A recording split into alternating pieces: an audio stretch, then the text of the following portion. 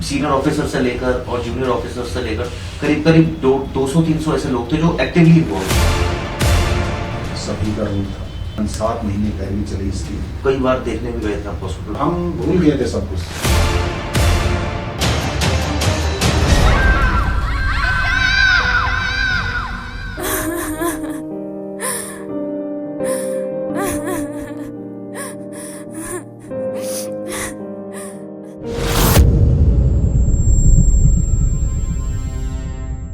जो एविडेंस उनके सामने प्रेजेंट किए गए थे उनके बेसिस पे इस केस में सजा दी गई है। कोई भी उस आदमी उस चीज को इस इन्वेस्टिगेशन में देखेगा। और सबसे बड़ी बात है कि डिफेंस जो है हालांकि बड़ी कोशिश करी, काबिल वकील थे सभी ने अपनी तरफ से ट्रायल के कोर्ट के टाइम भी, हाई कोर्ट में भी हर जगह कोशिश करी। जो भी एविडेंस उनको बिल्कुल एक रीजनेबल अपॉर्चुनिटी दी गई उनको सभी को, और उसके बावजूद भी वो कोई बहुत ज्यादा मेजर डैमेज या ये कह सकते हैं ना कि किसी भी हमारे एविडेंसेस जो कलेक्ट किए थे उनको उनकी क्रेडिबिलिटी को इंक्रीज नहीं कर पाए। और इस केस में एक इंटीग्रिटी ऑफ हमारी जो बायोलॉजिकल एविडेंसेस है उसको भी बहुत ज्यादा ढंग से रखा गया था, प्रेजेंट किया गया था। तो मैं सोचता ये एक अपने टाइम का ये कह सकते हैं कि बेस्ट इन्वेस्टिगेटेड केस था, जिसका कि फिर उसके बाद इसी केस को हम और तो सारी एकेडमीज में पढ़ाते हैं। ओके, इस केस को हाँ, इस केस की भाई इस केस को फॉलो करके जो और ऐसे ही सिमिलर केसेस जो बाद में हुए हैं उन केसेस में भी इन्वेस्टिगेशन का जो स्टैंडर्ड है हमारा वो बढ़े और ज्यादा पुलिस कर्मियों की अगर संख्या पूछो, आपने बताया बड़ी अलग अलग टीमें लगी हुई थी, तो इसका मतलब ये कहा जाए कि सीनियर ऑफिसर से लेकर और जूनियर ऑफिसर से लेकर करीब करीब 200-300 ऐसे लोग थे जो एक्टिवली इन्वॉल्व थे। ये कहना गलत होगा। कमिश्नर साहब से लेकर और नीचे कांस्टेबल तक जो उस थाने से जुड़े हुए थे सभी का रोल था। ये ठीक है कि कुछ आदमी थे जैसे हमारे एसटीएफ में एसआईटी, नहीं कुछ लोग होते हैं जैसे राजेंद्र जी जो आपको आइडिया देते हैं कि ये इस पर कर लो, इस पर कर लो, और कुछ लोग एग्जीक्यूट करते हैं। उसको एग्जीक्यूट करते हैं। तो जो आइडिया देने वाले 10 से 12 जो है हम वहां पर थे जो एसआईटी की टीम में, बाकी हमारी टीम्स जो है वो काफी काम करता है। और किसी भी आदमी का कोई भी इसमें नेगेटिव रोल नहीं था, पहली बात। दूसरा, ये इन्वेस्टिगेशन में पूरी तरह से इसमें अच्छा जोर लगाया गया। हमारी पहली इन्वेस्टिगेटिंग ऑफिसर इसमें ऑफिशियली प्रतिभा रही थी, सब इंस्पेक्टर प्रतिभा थी हमारी। और उसके बाद जब डेथ हुई उसमें, तो उसके बाद अनिल जो है वहाँ एसएचओ थे अपने, अनिल शर्मा सेक्शन बदल गया। हाँ, तो वो वहाँ पर उसके इन्वेस्टिगेटिंग ऑफिसर रहे। और हमने सभी ने, दोनों ने और हमने एसआईटी जो मेंबर थे, पूरी तरह से इसकी पैरवी की गई। करीबन 7 महीने पैरवी चली इसकी। 85 हमारे प्रोसिक्यूशन के विटनेस जो थे इसमें एग्जामिन कराए हमने। तो उस टाइम हमारी मैडम छाया शर्मा भी आती थी, कुशवाहा साहब भी बैठे। और मैंने ये भी सुना है कि आप भी कई बार जाके लड़की को कई बार देखने भी गए थे आप हॉस्पिटल। तो सब तो हमारा चलता है, तो वो तो कोई ऐसा आस्पेक्ट नहीं था जो हम भूल गए थे सब कुछ। नॉर्मल जिंदगी जो है ना वो उन 15-20 दिनों में देखो ना, 16 को इंसिडेंट और 3 को पहली हमारी चार्जशीट फाइल हुई थी, 3 तारीख को। और उसमें आप ये देखें कि इतनी बड़ी चार्जशीट, इतनी अच्छी chargesheet, land order ordinance, chargesheet, arrest सभी की, और जो बाहर की जो और इंक्वायरीज वगैरह जो चल रही थी, जो मॉनिटरिंग चल रही थी, वो सभी को हमने इस गिवन टाइम में दिया। एक स्पून मिलता था कभी कभी। हमारे दोनों जो डीसीपी जो क्लोजली हम, क्योंकि हम हमेशा बैठे रहते थे, कई बार तो 48-72 घंटे तक हमें यही नहीं दिखाई दे रहा था कब दिन आ रहा कब जा रहा है। अच्छा। क्योंकि चीजें बहुत तेजी से हो रही थी, अरेस्ट भी तेजी से हो रही थी, इन्वेस्टिगेशन भी तेजी से, रिजल्ट भी अच्छी तरह से देने से। और तो उस वजह से मैं ये कहूंगा कि इस दौरान जो है सारी अपनी पर्सनल एक्टिविटीज जो है ऑलमोस्ट डंप हो गई सभी की। जिस भाई इवन मैं कहूँ कि मैडम जो है तो जिस कपड़ों में आए थे जो पहले दिन, तो 2-3 दिन तो वही चलता रहा। तब चांस मिला कि चलो भाई ये चीजें बदल दें। तो ये ऐसा नहीं है कि इस केस में कई ऐसे बहुत अच्छे केस होते हैं। हमारी टीम में 10-10, 15-15 दिन तक कई एरिया में पड़ी रहती है।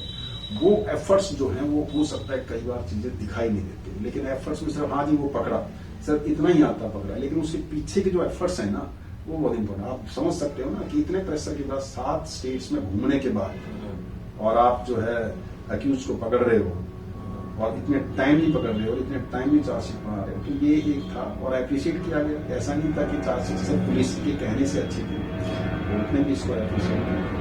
तो इस लिहाज से मैं कहूंगा कि इसका सबसे बड़ा जो इम्पैक्ट है इस केस का वो ये रहा कि इसने पुलिस के भी माइंड सेट को लॉ जो रेप लॉ है उसको तो चेंज किया ही किया, जो बाबा साहब की कमेटी थी, जो था कमीशन, उसके द्वारा रेप लॉ तो सारा चेंज हुआ, और उसके बाद फिर जो है जुवेनाइल जस्टिस एक्ट में भी चेंजेस हुए। वो तो एक इसका था एक अच्छा एस्पेक्ट था, लेकिन इसके बाद जो है free registration, women oriented schemes. नहीं, लेकिन इसमें ना एक चीज राजेंद्र जी वो सबको खटकती है, जो मैंने कई, क्योंकि मैं उसमें एक्टिवली रिपोर्टिंग कर रहा था जी, हर एक आदमी ये बात बोलता था कि जुवेनाइल जो है ये बच गया, या इसको फायदा मिल गया, या कानून का फायदा मिल गया, या ये कहिए कि उसका बहुत मेजर रोल था।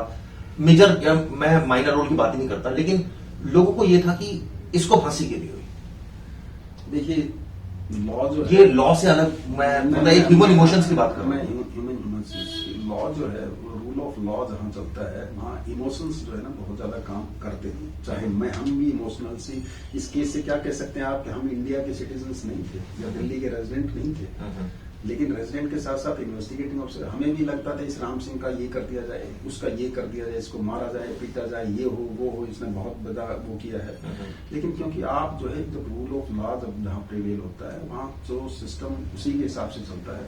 ये ठीक है, जो रोल था माइनर का वो पूरा का पूरा रोल वैसा ही दिखाया गया जितना था उसका। ये गलत वो है कि उसका सबसे ज्यादा एक्सेस रोल था। यहाँ ये जरूर था कि जो 3 आदमी रिलेटेड टू द बस से 3 आदमी रिलेटेड थे, राम सिंह था, अक्षय था और जो है माइनर था। ये जो तीनों आदमी थे उनका क्योंकि कॉन्फिडेंस लेवल ज्यादा था, बस उनकी थी, उसमें रहते थे, तो हो सकता है जो इनिशिएट करने में उनका रोल बहुत ज्यादा रहा हो। लेकिन एक्ट जो था, जो एक्चुअल एक्ट था, चाहे मारने का था उसको, चाहे डैमेज करने का था, चाहे रेप का था, उसमें सभी इक्वली पार्टिसिपेट कर रहे थे इसमें। और ये कहना कि वो, हाँ ये है कि उसको जो गिवन सर्कमस्टेंस, जो गिवन टाइम पे जो रूल और थे हमारे, जो एक्ट था हमारा, उसके हिसाब से उसको पूरी सजा मिली। तो मुझे बताइए, जो जांच हुई तो ये भी बात सामने आई होगी कि रॉड किसने सबसे पहले घुसाई थी, और उसके बाद ये सारे उस रॉड पर लग गए थे, या कोई एक आध आरोपी था जो एकदम डेस्परेट था बिल्कुल कि इसको मारना है? देखो, ये मैं एक तो थोड़ा सा बहुत ज्यादा जो है ना इस चीज को बार बार जो है करने से कोई बहुत ज्यादा फायदा नहीं, और रोल जो है सबका क्यूमुलेटिव इफेक्ट था इसका। अब बहुत ज्यादा माइन्यूटली ये चीजें हमें नहीं पता लग पाई कि उस लड़की को इस सिचुएशन में नहीं थी कि हर एक का रोल डिफाइन कर सके, ना ही लड़का ऐसा था हर एक का रोल डिफाइन कर सके। लेकिन ये जरूर थी कि हमारे पास जो डीएनए के एविडेंसेस थे, जो बॉडी पे थे और जो उनके अंडरगारमेंट्स पे थे, जो 1-2 अक्यूज के थे, वो ये जस्टिफाई कर रहे थे कि ये they were very closely related to the body of the victim. Okay, वो कौन लोग थे? वो सारे ही थे, सारे थे। हाँ। तो इसलिए ये कहना कि भाई किसका कितना ज्यादा या वो है रोल, वो तो बहुत ज्यादा डिफाइन करना, क्योंकि हमारे पास सिर्फ विक्टिम ही थे जो ये चीज बता सकते थे, या फिर हमारे पास डीएनए के एविडेंसेस है। तो डीएनए के एविडेंसेस ये जरूर बताते हैं कि भाई उस जो कृत्य था उसमें सभी शामिल थे। इसमें जैसे मैंने आपसे पहले पूछा था, पुलिस कर्मियों की संख्या कितनी रही, वो आपने बताया कि बहुत मेजर टीम थी और सब क्लोजली मॉनिटर कर रहे थे। अच्छा, सभी का रोल जो है, हालांकि मैं ये कह सकता हूँ कि भाई ठीक है, मैं आपके पास हूँ तो मैं, क्योंकि I was one of the members of the team, तो I can explain the things, but जो नहीं बता पा रहे, जो नहीं है, तो वो किसी भी तरह से कमतर नहीं थे। ये ठीक है, टीम एफर्ट्स था, आप ये कह सकते हैं। आपने बताया सर, इसमें से जो 2 आरोपी वहीं घूमते हुए पकड़े गए थे, एक आप राजस्थान से लाए थे, एक आपने शुरू में राम सिंह को पकड़ लिया था। 2 आरोपियों के बारे में आपने बताया कि सबसे ज्यादा मुश्किलात आपको जो हुई वो हुई जुवेनाइल को पकड़ने की। कोई आइडेंटिटी नहीं थी, आप ट्रैक कर रहे थे, कॉन्टैक्ट ट्रेसिंग हो रही थी, तमाम चीजें हो रही थी। ये केस क्या नसीहत देता है सर आने वाले दिनों में, क्योंकि आपने बताया स्टडी भी कर रहे हैं आप लोग, पढ़ा, ये एक एक्सैक्ट एग्जाम्पल है, और आपने जो बोला ना ये ऐसा केस था, सारे ऑड्स जो हो रहे थे उसके बिल्कुल सिचुएशन ऐसी थी कि बिल्कुल आपके अगेंस्ट में थी और आपने काम किया। ये एक पुलिस के नाते एक समाज को क्या ये सबक देकर जाता है सर ये केस? देखो, एक चीज जरूर है कि इससे एक इंडिविजुअल लॉस तो जरूर हुआ है विक्टिम को। हाँ, इस केस में जरूर तो विक्टिम के साथ हमारा रैपो बहुत अच्छा रहा। वो बेचारे, उनके साथ इतना बड़ा इंसिडेंट हुआ था, डेली मरते थे, डेली जीते थे, वो हालत बड़ी खराब थी उनकी, लेकिन हमने उनका कभी साथ नहीं छोड़ा और उन्होंने हमारा भी कभी साथ नहीं छोड़ा। कभी कॉन्फिडेंस उन्होंने लूज नहीं किया पुलिस में जो काम कर रही थी। तो ये उनके तरफ से अच्छा ही था, लेकिन क्योंकि इंडिविजुअल लॉस था ये केस, और उनका तो कंप्लीटली लॉस था ये। लेकिन इस केस ने कई फायदे किए सिस्टम के, पुलिस के, और समाज के लिए।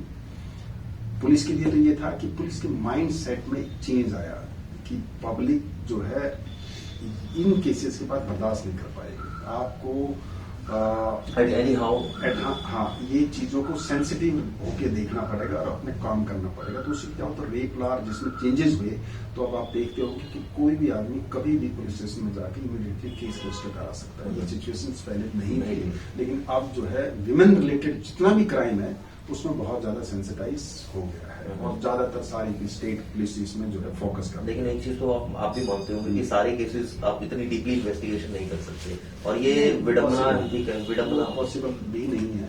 ये तो ठीक है, एक केस था, एक लैंडमार्क जो है इन्वेस्टिगेट का केस था, वो तो ठीक है, लेकिन अल्टीमेटली इस केस को देख के अब दूसरे केसेस में भी कोशिश की जाती है कि उसकी इन्वेस्टिगेशन का स्टैंडर्ड, और ये हुआ है। इसके बाद जितने भी केसेस हुए उनका इन्वेस्टिगेशन का जो स्टैंडर्ड है वो 100% इंक्रीज हुआ है। दर्शकों, आज आपने देखा किस तरह से राजेंद्र जी ने, उस वक्त जो एसआईटी के मेंबर थे, इंस्पेक्टर थे वहां पर, उन्होंने किस तरह से बताया कि फाइन पीस ऑफ इन्वेस्टिगेशन इस पूरे केस में था। सारी सिचुएशन अगेंस्ट में थी, उसके बावजूद पुलिस के ऊपर प्रेशर था, उसके बावजूद काम किया गया, एक्यूरेट काम किया गया। किस तरह से मेडिकल एविडेंसेस, जो तमाम और एविडेंसेस थे, चाहे इलेक्ट्रॉनिक एविडेंसेस हो, कैसे क्लब किया गया सारी चीजों को, कैसे डिजिटल रूट बनाया गया, कैसे आरोपियों को पकड़ने के लिए नदी तक पार की पुलिस ने, जो खुद बताया कि वो नदी पकड़ के पार की। यानी कितनी ऑड सिचुएशन में पुलिस ने काम करते हुए इस केस को क्रैक किया। और जाहिर तौर पर ये एक मिसाल बन गया है, इसने लॉ भी चेंज कर दिया, परसेप्शन चेंज किया। अब विक्टिम जो है आराम से जाके एफआईआर दर्ज करा लेती है।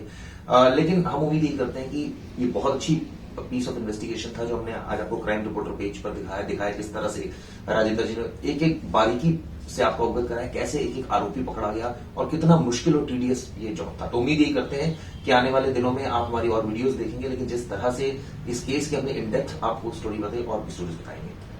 चिराग गुट, क्राइम रिपोर्टर। क्राइम रिपोर्टर की स्पेशल सीरीज सुपर कॉप में इस इन्वेस्टिगेटिव ऑफिसर ने इन्वेस्टिगेशन से जुड़ी अनसुनी बातें आपको बताई, इन्वेस्टिगेशन की वो फैक्ट्स आपको बताए जो शायद किसी न्यूज चैनल ने, शायद किसी मीडिया हाउस ने रिपोर्ट ना की हो। हमारा मकसद सनसनी फैलाना नहीं है, हमारा मकसद है एक रिपोर्टर की भूमिका अदा करना। क्राइम रिपोर्टर ये करता रहेगा।